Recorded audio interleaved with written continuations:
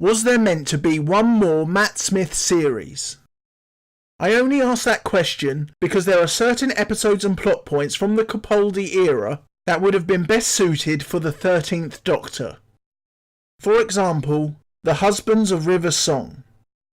In the Last Night minisode, we saw the 13th Doctor meet River and a future version of himself, which could lead into this episode.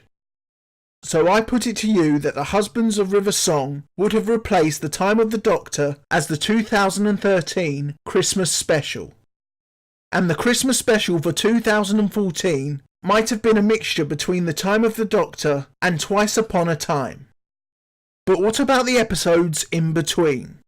Naturally, just like the rest of this video, this is purely speculation, but by selecting certain episodes from Capaldi's time as the Doctor, I believe the Matt Smith version of Series 8 might have consisted of The Magician's Apprentice / The Witch's Familiar, Robot of Sherwood, Smile, Thin Ice, Under the Lake / Before the Flood, Empress of Mars, The Eaters of Light, Mummy on the Orient Express, and World Enough and Time / The Doctor Falls. But why did I select those episodes and not any of the others? Well, to me they seem like the most Matt Smith episodes of the bunch. But what changes would need to be made to make these episodes perfect for the 13th Doctor and Clara? Surprisingly, not a lot. In The Magician's Apprentice / The Witch's Familiar, Missy would have to be removed, but she could easily be replaced with Nardole, who would have been introduced in the previous episode, The Husbands of River Song. There could also be elements taken from the pilot too, where the Doctor is now a teacher, only this time it's alongside Clara. There could even be the occasional cameo from Ian Chesterton. Also, the Doctor and his gang could be guarding a vault which has something hidden inside. Next up is Robot of Sherwood. The only change needed would be inserting the first scene from Smile to explain Nardole's absence from the rest of the episode. The next episode is Smile, and apart from the removal of the opening scene, nothing else needs to be changed. Thin Ice would remain unchanged. Under the Lake / Before the Flood would remain unchanged, except for the involvement of Nardole. Empress of Mars and the Eaters of Light would remain unchanged, except for the removal of Missy. Mummy on the Orient Express would remain unchanged, except for the involvement of Nardole, and now the big changes occur. World Enough and Time would have Missy removed from the story, and instead of Bill becoming the first Cyberman, that honour would go to Clara. Whilst the 13th Doctor and Nardole are distracted by Cyber Clara, they receive a transmission from the Master. He tells them he's planning to meet up with an old friend. We then cut to the Master at Coal Hill School, where he begins to open the vault. The Doctor Falls begins with the vault being opened to reveal a woman is being held prisoner. Only it's not Missy, it's the Rani. Now I know that some people listening to this are going to be like, why are you replacing Missy? She was a great character. And I agree. It's just I always thought she came across as more diabolical than any other incarnation of the Master.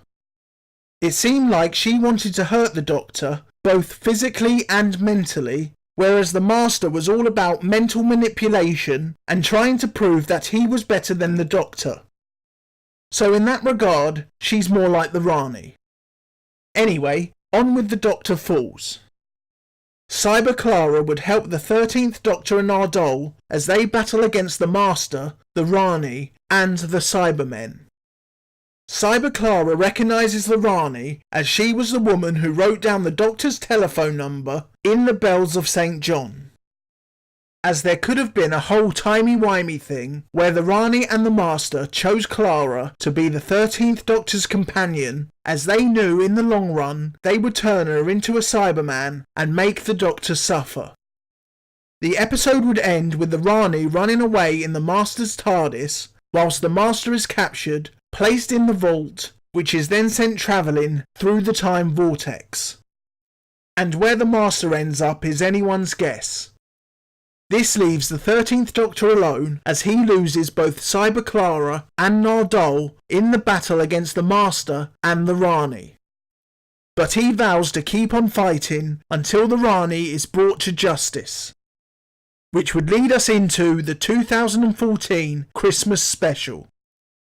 And the episode begins with the 13th Doctor tracking down the Rani, and this leads him to Trenzalore, a planet which will one day hold his final resting place. The Rani chose Trenzalore as her base of operations as she believes the 13th Doctor would never travel there. However, his recent losses are clouding his judgment.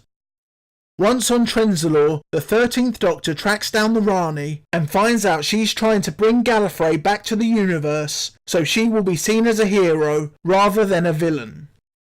Unfortunately, the Daleks receive word of what is happening and make their way to Trenzalore so the Time War can continue. Once the Rani realises the consequences to her actions, she runs away in the Master's TARDIS, leaving the Doctor to clean up her mess. From then on, we'd revert back to what happened in the original episode, as we'd see the 13th Doctor battling the Daleks throughout the years as he tries to save Trenzalore from being destroyed. Realising that old age is getting the better of him, he pleads to Gallifrey through the time crack before going to face the Daleks one final time. The Daleks taunt the Doctor for not being able to save Trenzalore when suddenly the time crack appears in the sky and Gallifrey rewards the Doctor with a new regeneration cycle. The 13th Doctor uses the immense energy from his new regeneration cycle to destroy the Daleks' invading forces. After the dust has settled, the people of Trenzalore exit their safe zones and look around. They hear the sound of the TARDIS leaving, but by the time they've looked in its direction, it's gone. And now I'm going to be stealing ideas from myself, if that's possible, by having the TARDIS land at unit headquarters and Kate Stewart arrives to investigate. The 13th Doctor exits the TARDIS, collapses on the floor, and then regenerates, just like how the 3rd Doctor regenerated into the 4th Doctor.